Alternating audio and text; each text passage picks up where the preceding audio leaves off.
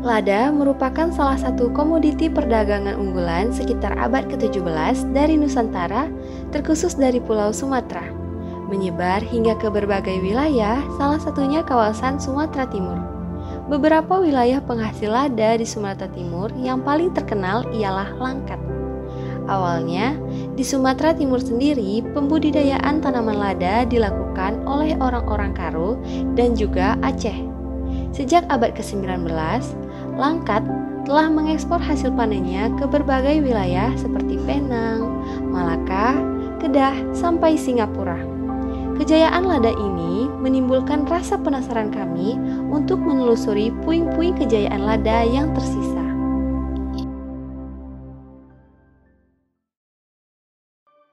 Awal mula ketertarikan mahasiswa terhadap lada timbul melalui salah satu tugas yang diberikan dosen mereka mengenai penelitian rempah untuk menelusuri puing-puing sejarah lada yang masih tersisa. Mahasiswa manusia yang tak terlepas dari yang namanya tugas. Sama halnya dengan ketiga mahasiswa ini, mereka harus memenuhi tugas dari dosen mereka mengenai rempah. Hingga tugas ini membuat mereka pun berdebat mengenai rempah apa yang mereka pilih untuk diteliti. Gimana tugas kita, weh? Rempah apa ya yang kita pilih? Aku masih bingung nih, Tar. Pokoknya tadi kata Bapak, kita milih rempah yang ada pohonnya, kan? Kalau gitu, weh, pilih jahe aja kita, weh. Kan banyak itu kan pohon yang ditemukan. Tinggal kita cari sejarahnya aja. Kurang menarik, Nob. Aku pernah dengar kan, di Binjai itu ada namanya Kampung Kebun Lada. Nah, mungkin di sana ada banyak lada, bisa kita cari tahu. Sampai sekarang masih ada itu Tar, pohon ladanya? Kalau itu aku kurang tahu sih, Nob. Oh, kebun lada. Bentar ya, aku telepon dulu senior di orang Binjai. Mana tahu dia tahu tentang kebun lada di Binjai ya kan. Jadi weh, sepengetahuan Bang Dimas, kebun lada yang di Binjai itu udah nggak ada lagi weh. Susah lah itu kebunnya aja udah nggak ada. Kayak mana kita mau nemuin pohonnya? Kalaupun ada kan, pasti jauh lah itu. Atau jangan-jangan itu cuma sekedar nama Udahlah pilih jahe aja lah kita, lebih gampang loh itu. Gak, aku nggak mau. Aku yakin itu nggak sekedar nama aja. Banyak yang bilang di situ ada tanaman lada. Tapi buktinya udah nggak ada kan Tar ladanya. Udahlah Tar, jahe aja, lebih gampang loh itu Tar. Aku nggak setuju, Nob. Jangan mau gampangnya aja. Gimana kalau kita berhasil nemuin jejak lada yang hilang itu? Tar, mau saya egois lah Tar. Udah lah weh, kalau dapet kayak gini gimana tugas kita mah? Selesai. Pokoknya aku mau kita ngambil lada, titik.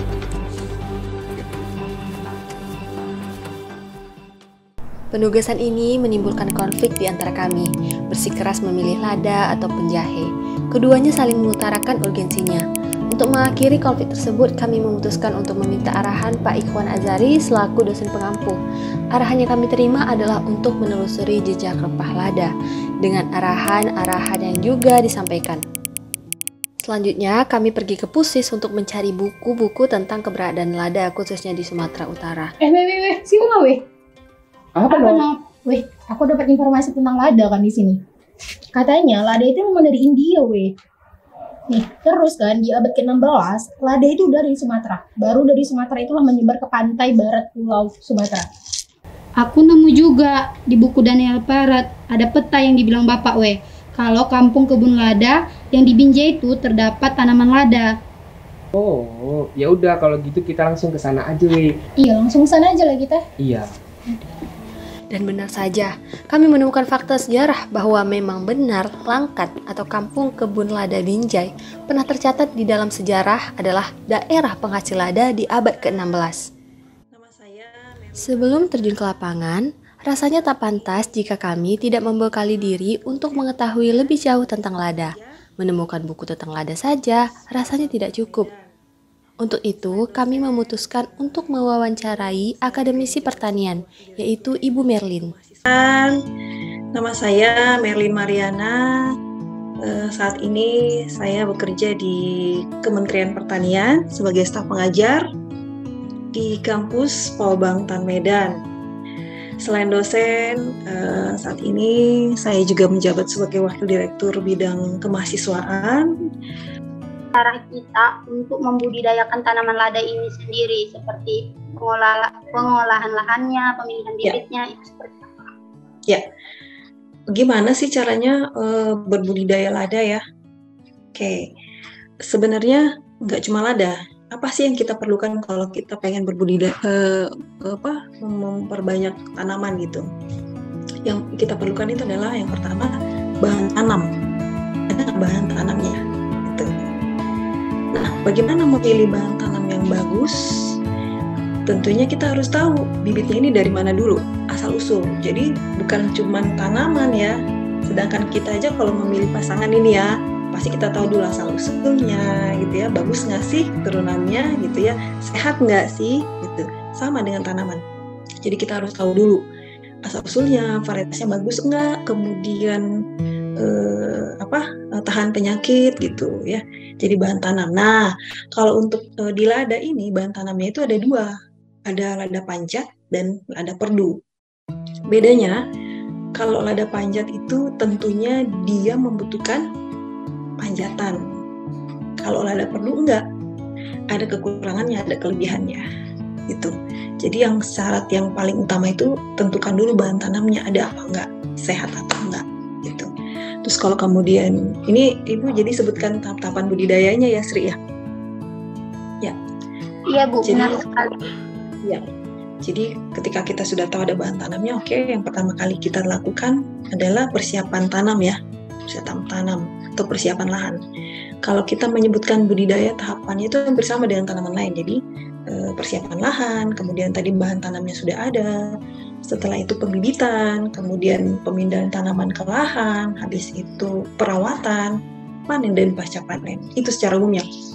Nah tadi kalau untuk tanaman lada, kita sudah menyiapkan bahan tanamnya ya, ada bahan tanamnya, kita mau nanam lada panjat atau lada perdu, oke, sudah selesai, nah barulah kita persiapan lahan. Kalau untuk lahan, persiapan lahan itu hampir sama juga sih dengan tanaman-tanaman lain.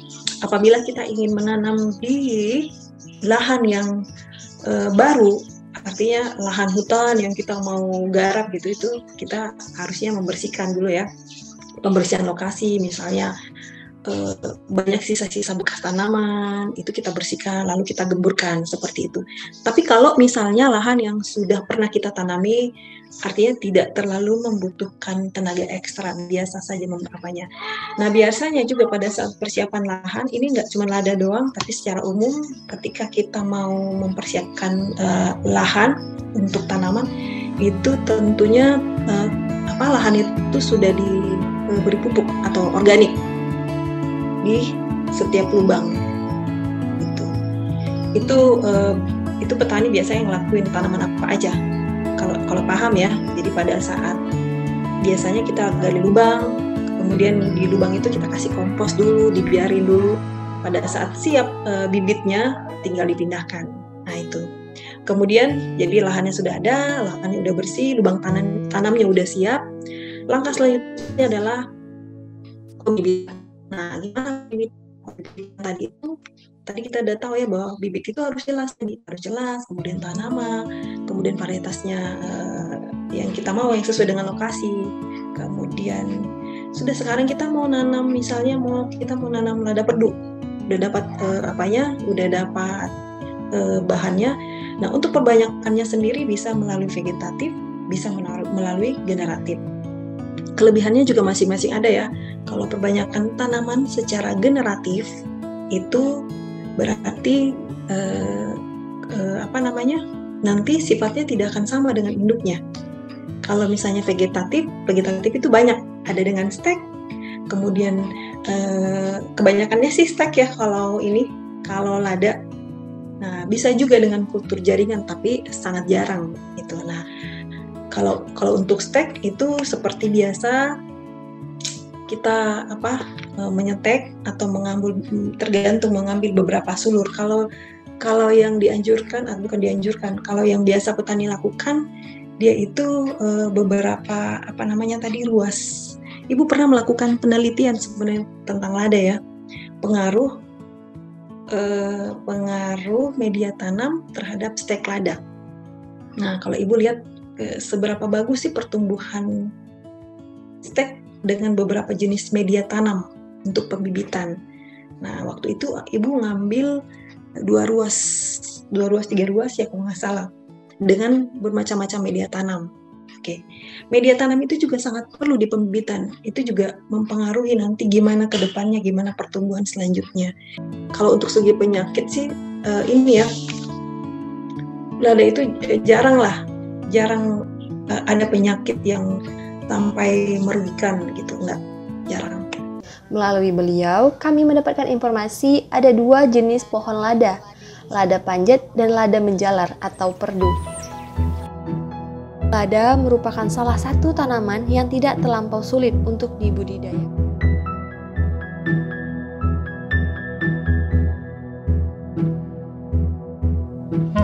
30 menit perjalanan kurang lebih telah kami tempuh untuk sampai ke stasiun Kota Binjai, yang merupakan salah satu peninggalan bersejarah masa kolonial Belanda di Sumatera Utara.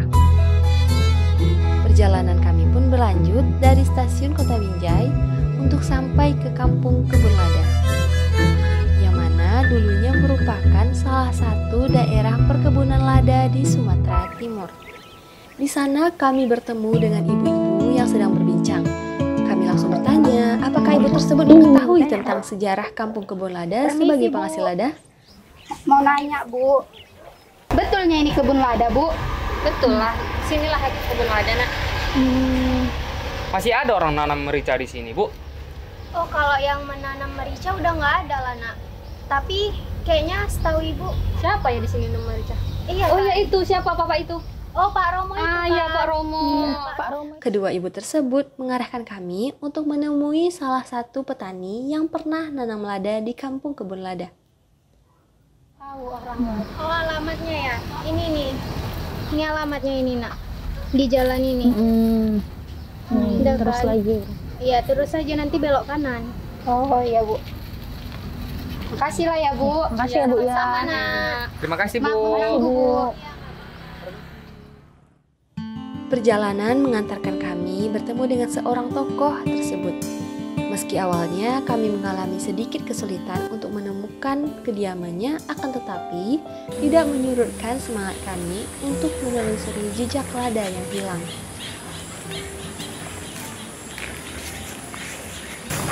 Permisi, Assalamualaikum.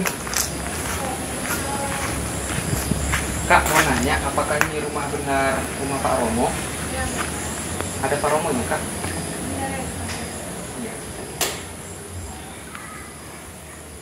Iya. Oh, Pak Romo, Pak? Iya. Gimana? Sehat.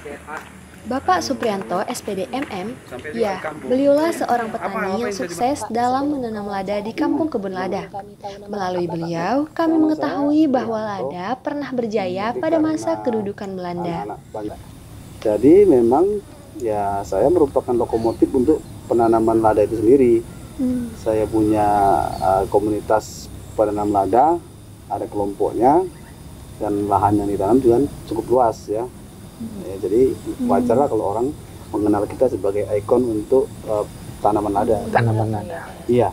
Kira-kira Pak, kenapa Bapak tertarik untuk menanam lada itu sendiri? Di awal karena saya tertarik dengan histori, dengan sejarah nama kebun lada itu sendiri gitu kan. Ada namanya kebun lada tapi ladanya nggak ada. Sehingga saya tertarik dengan itu dan saya yakini kenapa dulu Belanda menanam di sini lada. Karena sangat mungkin di sini adalah lahan yang baik untuk bertanam lada. Nggak mungkin mereka tanam di sini lada, tapi lahannya nggak lahan yang terbaik. Gitu. Iya. Itu yang pertama. Kalau yang kedua, memang pada saat itu isu itu menguat karena harga lada sendiri sangat seksi ya. 2017 itu di Eropa sampai dengan 400.000 dan di petani di sini sampai dengan 2.000. Saya kira itulah yang membuat kita tertarik untuk menanam lada kembali ya. Tadi Bapak kan jelasin ada komunitasnya. Kalau dulu itu siapa aja kira-kira yang nanam lada? Oh banyak. Jadi kelompok kami untuk di Kecamatan Binjai ini terdiri dari 7 desa. Itu petaninya banyak. Anggota saya sendiri sampai dengan 21 sampai 29 orang. Kalau untuk Kabupaten Langkat itu lebih banyak lagi sih, ya kan, namanya satu kabupaten ya hampir 100 orang juga lah. Tapi memang lahannya kecil-kecil karena kita menanami dengan lahan yang sempit. Pak, tadi kan Bapak bilang Bapak tertarik menanam lada karena historis ya Pak. Iya. Karena dulu di sini namanya Kampung Kebun Lada, jadi kenapa kita nggak nanam lagi gitu ya Pak. Iya. Nah berarti waktu itu lada udah sempat hilang berarti Pak, memang udah nggak ada ditanam lagi. Ya, jadi lada itu di awal-awal sebelum kemerdekaan itu ya, akhir sebelum kemerdekaan, memang cukup menjanjikan, sehingga dalam sejarahnya memang sultan-sultan di Kabupaten Langkat itu kayanya dalam tanda petik ya kan, memang karena lada itu sendiri. Karena lada, banyak bertanam lada, dan lada itu sangat dibutuhkan oleh penjajah waktu itu, Belanda utamanya kan itu kan, sehingga ya luar biasa memang harganya pun ya menjanjikan. Kemudian pasar mereka buat, pasar Eropa itu difasilitasi oleh Belanda, sehingga rempah-rempah kita itu jaya di sana. Nah di sini pun orangnya jadi kaya-kaya gitu. Itu sebelum pasca kemerdekaan. Secara pasca kemerdekaan, awal-awal kemerdekaan itu terjadi gejolak Sumatera Timur, sehingga banyak ya lahan-lahan itu diambil alih oleh penduduk, oleh warga. Sejarahnya sendiri, sepanjang sepengetahuan saya, sebelum kemerdekaan itu memang sultan-sultan di Langkat ini kayanya karena tanaman lada itu sendiri. Karena Belanda pada masa itu selain juga melakukan penanaman yang kuat, kemudian juga menyiapkan pasar untuk itu. Jadi para petani maupun pemilik lahan itu merasa diperhatikan dan dijamin kelangsungan tanamannya, sehingga umur lada itu sendiri memang sampai dengan 35 tahun masih untuk bisa dipanen. Nah, tapi setelah kemerdekaan negara kita NKRI kan terjadi perebutan lahan. Itulah terjadi gejolak Sumatera Timur antara masyarakat dan sultan-sultan itu, karena sultan belum bisa mengakui negara Indonesia kan gitu kan. Sementara zaman sudah berubah. Nah, disitulah terjadi pergolakan sehingga tanaman-tanaman lada itu banyak dimusnahkan. Oh, karena tadi perselisihan tadi itu iya, Pak? Yang memusnahkan itu justru memang propaganda dari Belanda, supaya kita ini tidak maju, tidak punya aset. Aset kita hancur gitu kan. Berarti ketika kemerdekaan Belanda pergi gitu Pak, Belanda ini mau kita nggak nanam lada lagi gitu Pak? Supaya kita juga dimiskinkan. Jadi aset kita dihancurkan dan pasar mereka putus. Kita tidak punya komunikasi pasar. Sehingga lama-kelamaan lada itu hanya menjadi konsumsi lokal. Ketika menjadi konsumsi lokal, ya hanya sedikit yang bisa kita manfaatkan gitu kan. Bahkan ekspor pun tidak kalau dari sini. Hilanglah lada itu secara perlahan begitu. Kalau untuk kembali tertarik dengan histori tadi, ya saya meyakini bahwa namanya kebun lada, kalau pada masa lalu Belanda tidak yakin di sini tempat yang baik untuk menanam lada, pasti tidak ditanam. Justru karena di sini lahannya secara geografis itu baik, maka ditanam mereka di sini lada. Itu yang saya ambil satu poinnya gitu. Yakin berarti ya Pak? Karena itu juga Bapak tertarik. Ya, dan saya pada prinsipnya juga berkeinginan untuk masyarakat itu sejahtera. Tahun berapa itu Pak Bapak mulai nanam? Saya sendiri baru mulai melihat potensi itu di tahun-tahun 2015. Sebelumnya sudah di 2012 sudah juga. Akan tetapi saya belum beraction ya. Belum melakukan penanaman gitu. Wah, di sini saya pantau dulu. Nah, 2000 pantau di daerah Canggang, pantau di daerah Besitang. Yang menarik di situ kegagalan. Maksudnya gimana? Ada teman saya mulai 2015 itu gagal. Gagalnya gimana? Gagal karena mungkin ya secara alamiah gitu kan penanamannya. Saya tertarik kenapa harus gagal gitu kan. Nah, karena saya punya motivasi dengan histori itu, saya coba dan alhamdulillah sebenarnya secara budidaya saya berhasil. Makanya saya bisa mengikon gitu loh, nggak tenggelam. Saya kalau untuk berbudidaya ya, tapi tidak seluas kemarin gitu kan, dan kawan-kawan yang lain juga sebatas untuk memenuhi pasar pembibitan karena bergeser dia. Begitu boomingnya kemarin 2020 ya kan, 2019-2020 begitu boomingnya, sehingga orang kalau bercerita tentang lada, tentang merica, larinya kemari gitu kan. Kalau yang saya gini-gini saya sering, kita ke TVRI kemana gitu kan, dialog tani itu sering gitu kan. kemudian mereka minta juga bibit gitu ya, dari daerah mana tadi, dari Ibu? Rantau Prapat, Tanjung Balai, kita kirim dari sini sampai dengan ke luar kota, kita kirim pembibitan. Makanya tumbuhan itu tetap kita lestarikan karena untuk memenuhi kebutuhan pembibitan tadi gitu dia. Bukan lagi untuk memenuhi merica itu tadi buahnya, kalau Pak. untuk konsumsi lokal sudah lebih dia. Karena kalau bumbu ini kan nggak banyak. Jadi pembibitannya yang lebih dikembangkan ya, Pak. Iya. Nah di sini juga kita ya katakan butuh juga peran dari pemerintah harusnya ya. Ketika itu booming, dia siapkan juga lah perangkatnya untuk bisa pelestarian produktivitas tadi. Karena pasarnya nggak eneng, gimana gitu kan? Hari ke hari merosot.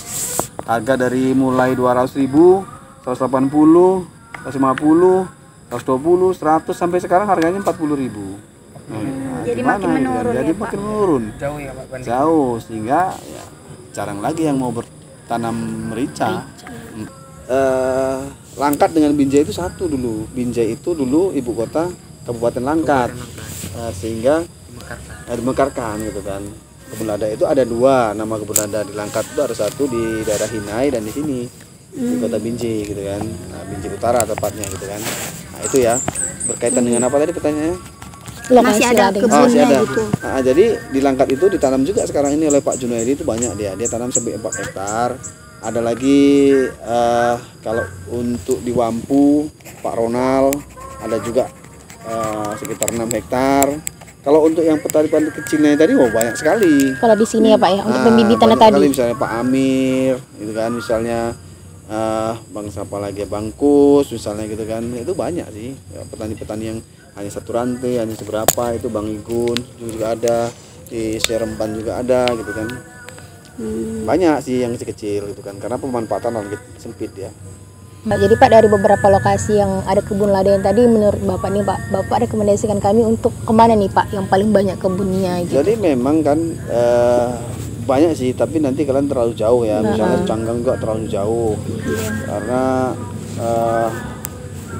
mungkin yang paling ideal itu di daerah kebun lada juga, di daerah kebun lada itu di daerah Hinai itu ada.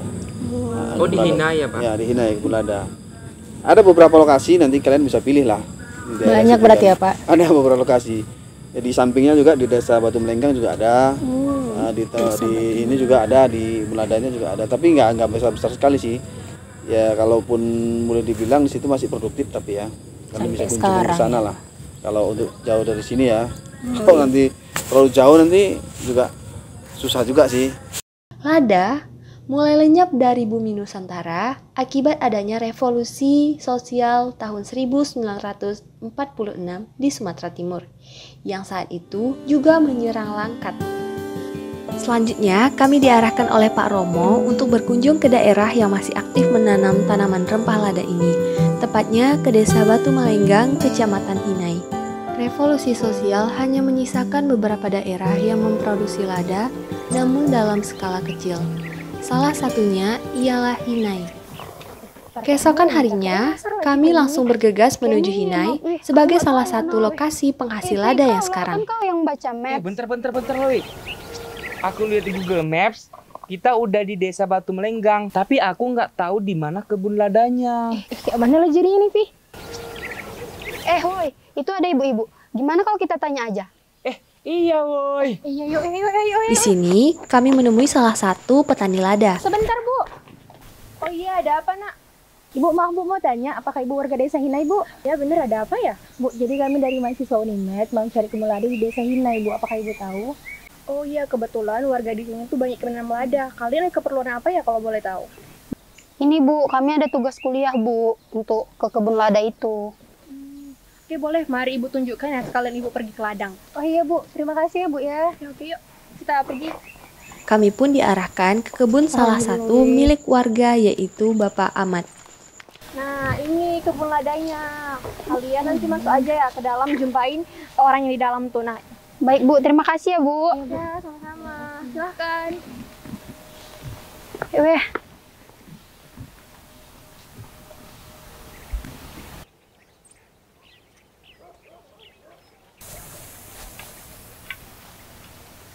Permisi, Pak.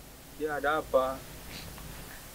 Jadi gini, Pak, kami mahasiswa dari Universitas Negeri Medan mau cari tahu, Pak, tentang merica. Kalau kalian mau tahu tentang soal merica, bisa ditanya dulu para ibu. Oh iya ya, Pak. Iya, Pak. Kasih ya, Pak. Ayo nak, kita cerita di sana aja ya.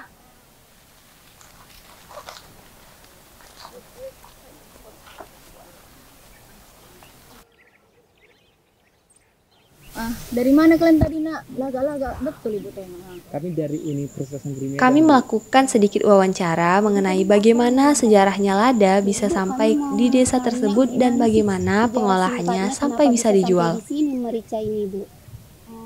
Kalau untuk sampai merica di sini, jadi ceritanya dulu ada namanya Pak Ishak. Nah, dia tuh pas lajang dia merantau ke Siantar. Pas dia balik, ayahnya tuh punya banyak kebun gitu kan, jadi tanaminya lah lada. Dari situlah kami orang-orang sini tuh tahu lada tuh bisa ditanami di sini gitu. Cuma kayak gitu sih, dari ada Pak Ishak tadilah yang mulainya. Itu tahun kira-kira tahun 92, tahun berapa tuh, Nak? 30 tahun yang lalu lah. Nah, kalau Ibu sendiri nanam lada ini sejak kapan, Bu? Kalau Ibu belum lama kali, dari 6 atau 7 tahun yang lalu lah Ibu nanam di sini. Dan benar saja, di sana ada banyak tanaman lada. Setelah itu, kami pun diajak ibu pemilik kebun untuk merasakan masakan yang diolah dengan menambahkan rempah lada. Sebelum ikut ibu memasak, ibu meminta tolong kepada kami untuk membeli bahan-bahan ke pasar.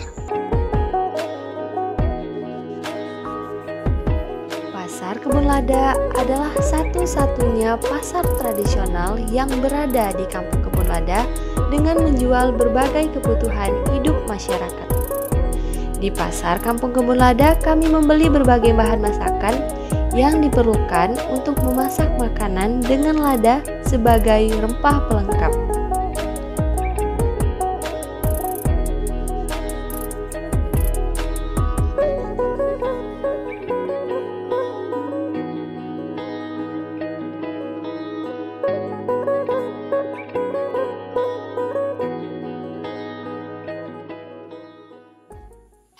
Sepulangnya dari pasar, kami pun mulai memasak. Assalamualaikum, Bu.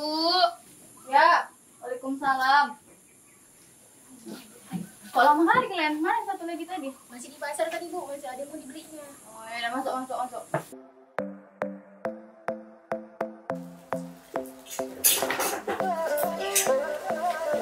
Lada termasuk salah satu bahan alami yang jika dicampurkan dengan masakan akan menambah cita rasa. Dan sekarang kami akan memasak makanan dengan campuran rempah lada, yaitu ayam lada putih.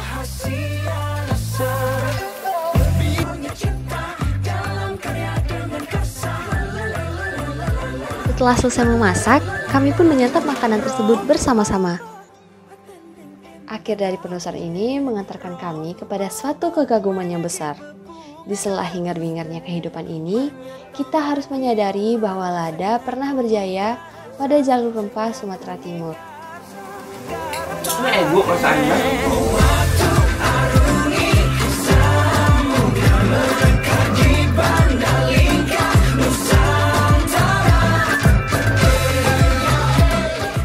Jejak kejayaan lada menjadi catatan penting bagi kita sebagai pewaris. Bahwasanya fakta ini menjadi dasar untuk kembali menggaungkan kebesaran lada sebagai bagian dari kejayaan jalur rempah di bumi Sumatera.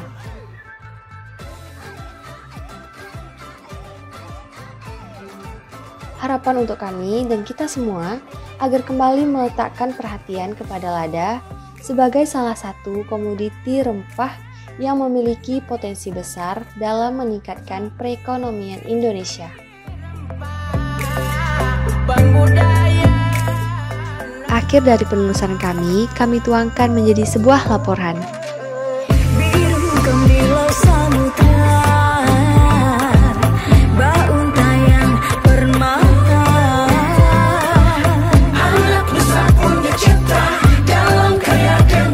Akan selalu ada yang kemudian membangkitkan rasa penasaranmu untuk kembali berkelana.